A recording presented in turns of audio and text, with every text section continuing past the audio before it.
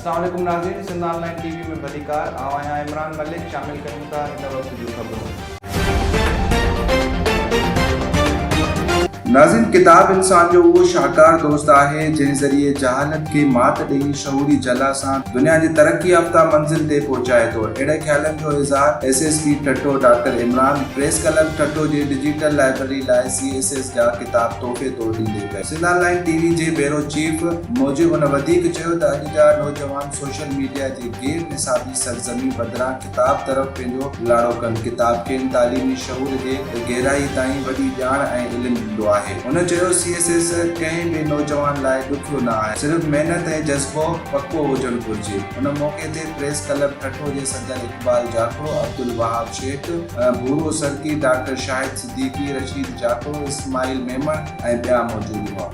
वधीक ख़बरुनि ऐं अपडेट्स जे लाइ ॾिसंदा रहो सिंध ऑनलाइन टीवी।